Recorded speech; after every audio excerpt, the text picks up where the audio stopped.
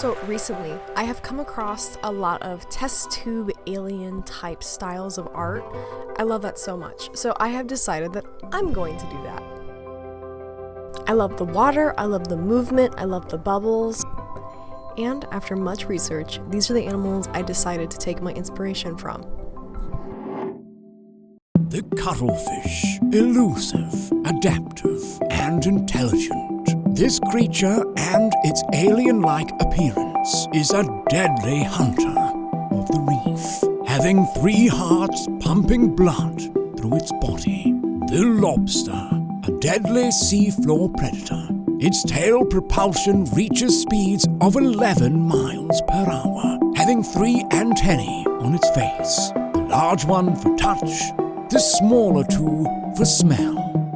The barrel amphipod, the main inspiration, lives deep within the twilight zone. They make small home barrels out of hollowed-out gelatinous prey, the freshwater shrimp. These small algae eaters come in so many amazing colors for tank keepers and are amazing rave enjoyers. After selecting my animals, I started taking aspects from each creature and implementing them into my sketches. The barrel shrimp in particular originates from the Twilight Zone. Sculpting the actual creature itself was going to be a whole different story. A common thing that's seen in deep-sea dwelling creatures is that they're see-through, they're clear, and I'm not going to achieve that same effect using clay. I'm going to have to cast it in a different material.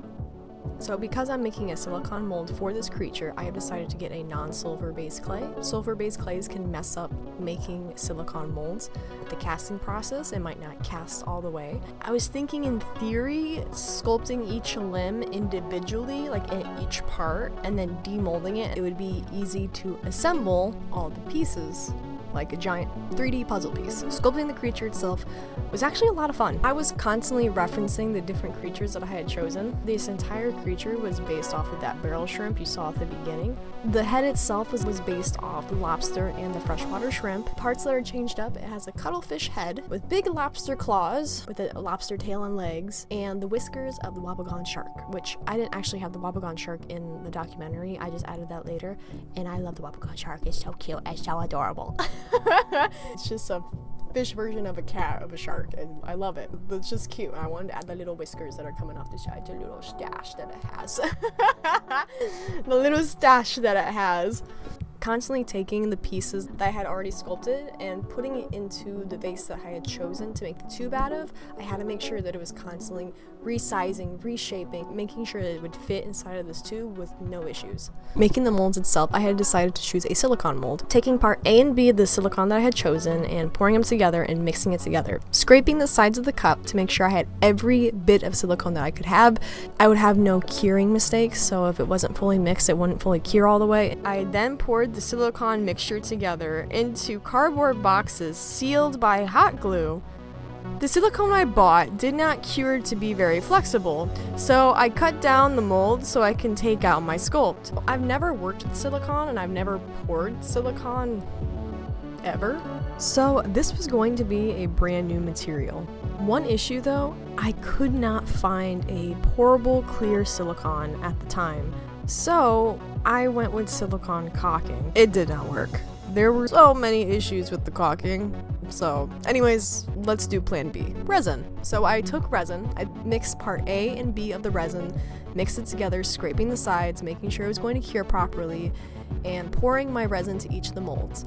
But my molds are so small, and again, I don't have any like leak holes in them, so it can't pour out. So because of that, some of my parts of my molds still didn't get reached to, which is fine.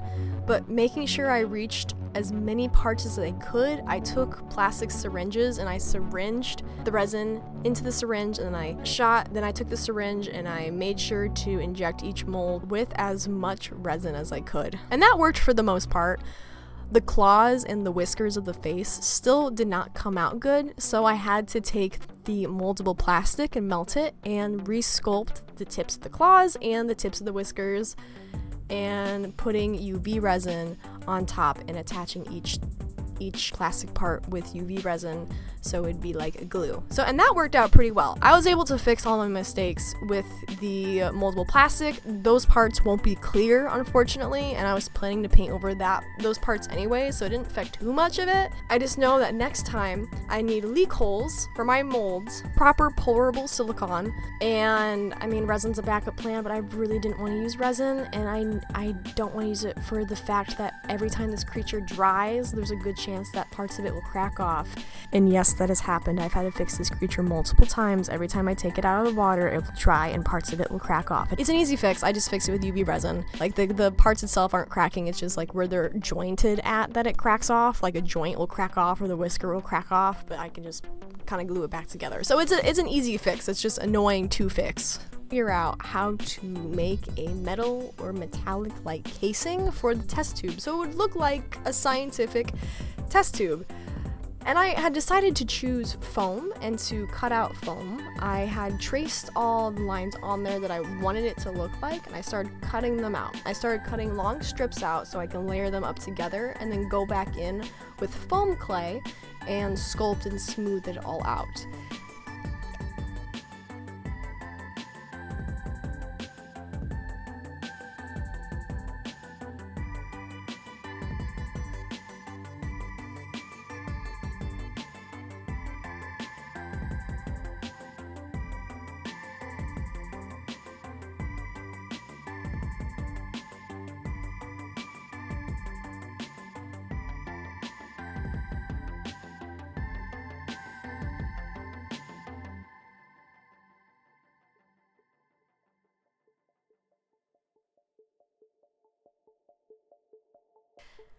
It kind of worked. Using foam didn't really make it look clean. It made it look homemade, and I really wasn't going for a homemade look. I wanted it to go for a smooth, professional look.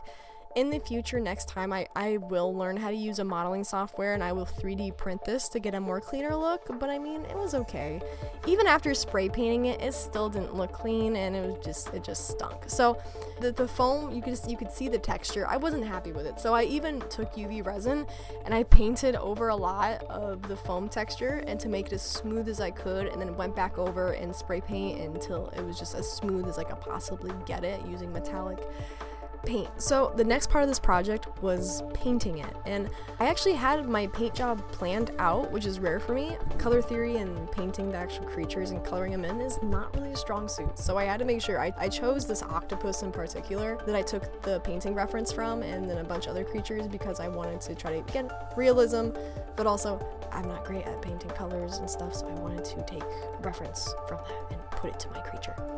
But for painting it, because I used a different material now, it's resin and not silicone, because I was going to use silicone to paint silicone with the silicone paint, but that plan is scrapped, so I had to go to my backup plan. And I'll be honest with you, I don't know what to paint resin with. I tried acrylic, I painted the acrylic on, and it did not work. The colors were dull, they were scratching off easy, it just was not working. My second idea was to use oil paint, and actually oil paint worked extremely well. Dabbing it with the sponge actually blended it pretty seamlessly inside of the resin too. Like, it looked like a nice clean blend. The only issue is that oil paint takes forever to dry. It's not great. Even leaving it for a week and I picked up my piece, I still had blue all over my hands. I had blue all over my hands. It made me so upset because the oil paint had such pretty pigmented colors too, and it was beautiful, and it's what I wanted, and I'm so sad about it. But I couldn't wait a whole month for my paint to dry. The only other option I could think of was spray paint, and spray paint did its job, surprisingly. I took the spray paint, I shook it up, and I took a little tinfoil boat that I made, and I sprayed the spray paint into the bowl, took a sponge, dipped it in, and I started dabbing my entire creature with the spray paint color. And it worked! The spray paint actually stayed on there really well. The color was pretty bright and vibrant, and it wasn't scratching off. I did really like the oil paint pigmented blue. It was bright and rich, so I took the smallest, tiniest amount, like dry brush amount, and put it on all of the edges of the creature to have a dark blue edge, and I put it in front of a fan, and it dried in like 6 hours. But it worked. The oil paint dry brush worked. A floating brain inside of the resin head. This in itself was a bit tricky. So what I had to do is I took the mold for the head and I poured a little bit of resin inside of it and waited for that to cure. I took it out and then I took the brain and I used UV resin to attach the brain to the small piece of the head that was already casted, and I UV'd them. I put my UV light on them, I cured them together. Then I placed it back into the mold and I had one shot to make sure that this mold came out good. I injected the rest of the mold with the resin and it cured, and it turned out pretty decent. The one thing that I wanted for this project, the floating brain, it worked out okay. I can do better, and I will do better in the future, but I'm gonna come back to this idea in the future, but right now, it's okay, I'm moving on. I took UV resin and I attached each piece together. All the little claws, all the body parts, I just put them together and used UV resin as a glue and UV resined every single part of the creature together like a big puzzle piece. And finally, let's put together. It's done. It's done. Look at him. Look at him. Oh, done. I'm done. Oh, like you could just sit my hand like that. Look at him go. Look at him go. After a little bit of assembly, this is what I came up with.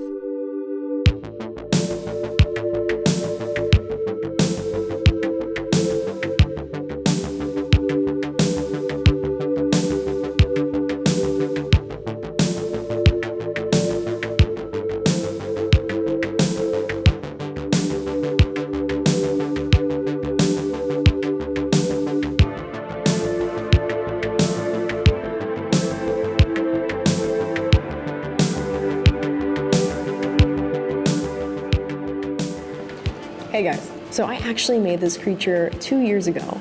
This is an old video and it's not a great reflection of what I can do now. I've definitely improved since then, but I thought this was something that was really cool, and this had been sitting in my drafts for a while, so I wanted to create it and still share it out there as one of my first. During that 2 years though, I have been developing a variety talk show, and it's called By Golly. It's a 1929 to 50s talk show, but it'll be coming out late spring, early summer. Stick around to see how that turns out. Thank you so much for watching and your support. I appreciate you.